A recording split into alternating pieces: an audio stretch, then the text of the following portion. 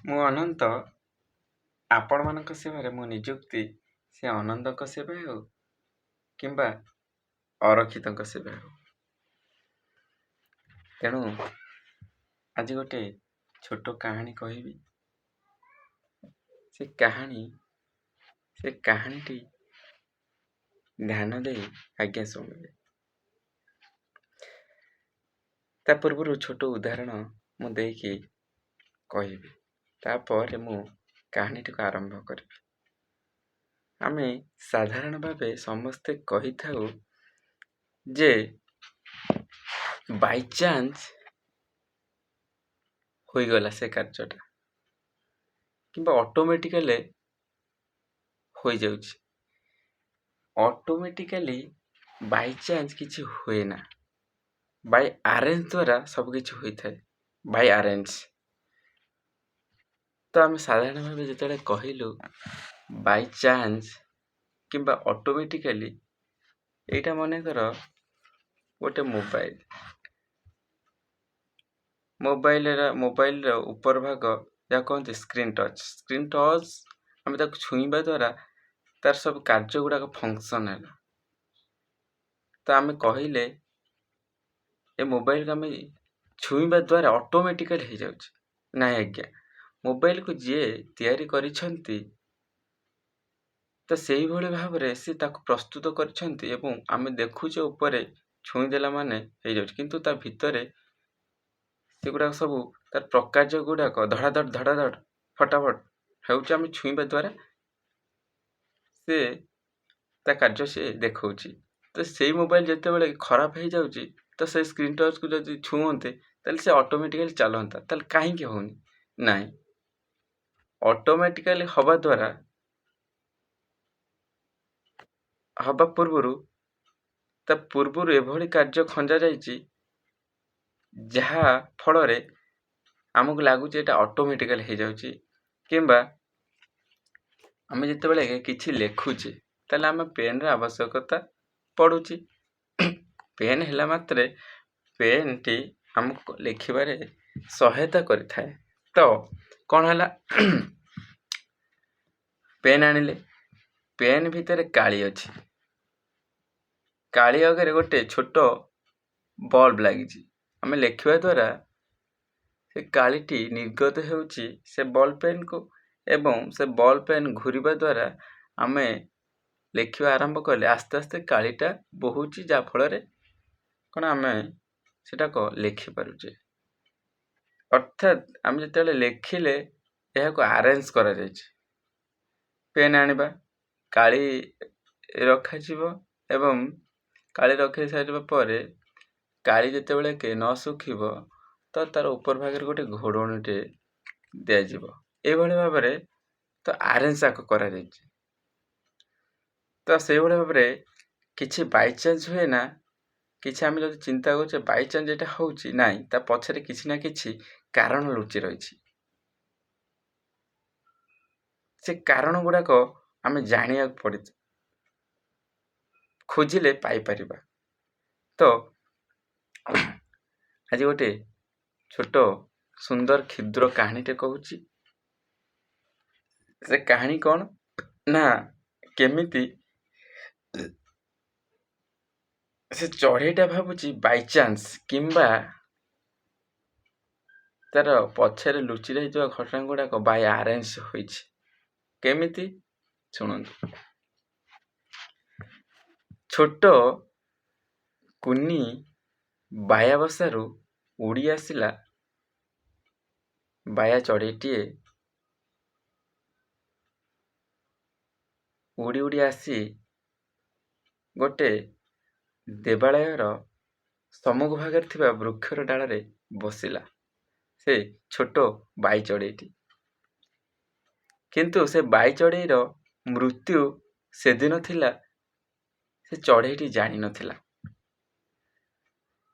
ଯେତେବେଳେ କି ତାର ମୃତ୍ୟୁ ଥିଲା ଏବଂ ମୃତ୍ୟୁ ଦେବତା ବା କାଳ ଦେବତା ଯମରାଜଙ୍କୁ କିଏ ବା ନ ଡରନ୍ତି, ସେ ଦେବତା ହୁଅନ୍ତୁ କିମ୍ବା ସାଧାରଣ ପ୍ରାଣୀ ହୁଅନ୍ତୁ, ସମସ୍ତେ ଡରନ୍ତି ଏବଂ ମୃତ୍ୟୁ ହେଇଯାଉ ବୋଲି କିଏ ପସନ୍ଦ କରନ୍ତି ନାହିଁ। ମୁଁ ଚାହିଁବି ମୋର ମୃତ୍ୟୁ ହେଇଯାଉ, ନାଇଁ, ଜୀବନକୁ ସମସ୍ତେ ଭଲ ପାଆନ୍ତି। ତେଣୁକରି ତ ସେଇ ମୃତ୍ୟୁର ଦେବତା କାଳ ଦେବତା ଯମରାଜ ଆସିକି ପହଞ୍ଚିଛନ୍ତି ସେ ଚଢ଼େଇ ପାଖରେ ଏବଂ ତା ମୃତ୍ୟୁ ସେ ଚଢ଼େଇକୁ ନିରୀକ୍ଷଣ କରିକି ସେ ଦେଖୁଛନ୍ତି, ଭାବୁଛନ୍ତି, ବହୁତ ସମୟ ଠିଆ ହୋଇ ସେଠି ଭାବୁଛନ୍ତି। ତାଙ୍କ ବାହନ ଉପରେ ବସୁଛନ୍ତି ମହିଷ।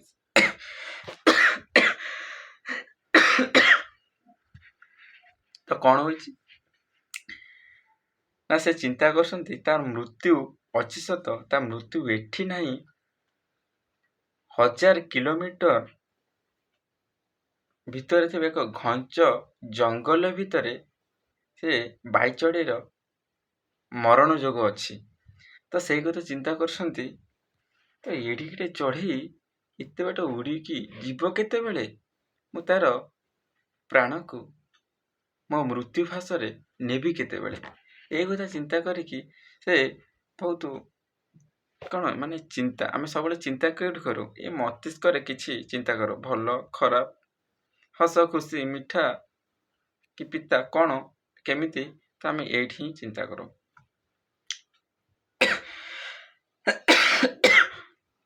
ସେ ଏଇ କଥା ଚିନ୍ତା କରୁଛନ୍ତି। ତ ସେତେବେଳେ ଶନି ଦେବତା ଆସିକି ସେଇ ବାଟ ଦେଇକି ସେ ଯାଉଥିଲେ। ସେ ଦେଖୁଛନ୍ତି ଯମରାଜ କ'ଣ ସେ ବାଇଚଢ଼େଇ ଏଠିକି ଅନେଇଛନ୍ତି, ତାକୁ ମାରିଦେବେ ନା କ'ଣ। ଏମିତି ଭାବିକି ମନ ଦୁଃଖ କଲେ, କହିଲେ ଛୋଟ ନିରୀହ ଚଢ଼େଇ କେତେ ଦିନର ବା ଜୀବନ ଆଣିକି ଆସିଛି, ତାକୁ ଯମଦେବତା ମାରିବ।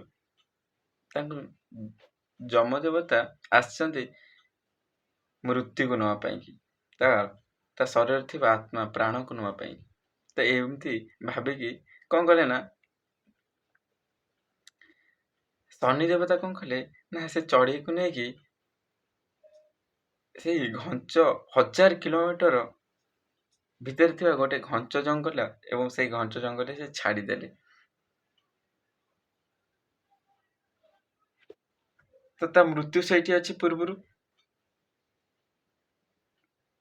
ଯମଦେବତା କହିଲେ, ସେ ସେଇଠି ପହଞ୍ଚେଇ ଦେଲେ। ଯମଦେବତା ଗଲେ ମୃତ୍ୟୁ ଫାଶ ପକେଇକି ଆଣିଲେ।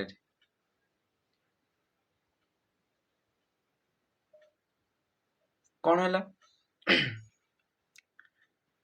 ଶନି ଦେବତା ଯେତେବେଳେ ଦେଖିଲେ, କହିଲେ ରେ ହେ, ମରିଗଲା ସେ ଚଢ଼େଇଟା। କହିଲେ ମୁଁ ଏତେ ବାଟରେ ନେଇକି ଛାଡ଼ିଥିଲି, ସେ ଚଢ଼େଇଟାକୁ ମାରିଦେଲେ, ମାନେ ଯମଦେବତା ତାଙ୍କ ପ୍ରାଣ ନେଇଗଲେ। ସେତେବେଳକୁ ତାଙ୍କ ମନରେ କିଛି ପ୍ରଶ୍ନ ଏବଂ ଦ୍ୱନ୍ଦ୍ୱ ଉଙ୍କି ମାରୁଥାଏ। ତ ସେ ଯାଇକି ଯମଦେବତାଙ୍କୁ ପଚାରିଲେ ପ୍ରକୃତ ଘଟଣା। ଯମଦେବତା କହିଲେ, ସବୁ ଗୋଟି ଗୋଟି ଘଟଣା କହିଦେଲେ ଯେ ସେ ଚଢ଼େଇର ମୃତ୍ୟୁ ସେ ଜଙ୍ଗଲରେ ଥିଲା ଏବଂ ମୁଁ ଭାବୁଥିଲି, ଚିନ୍ତା କରୁଥିଲି, ଏତେ ଛୋଟ ଚଢ଼େଇ କେମିତି ଏତେ ବାଟ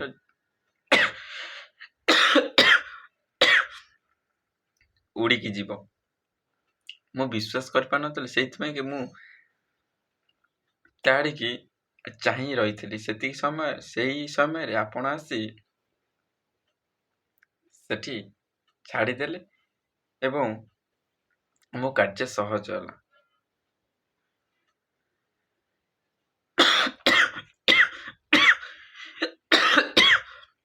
ଶନି ଦେବତା କହିଲେ,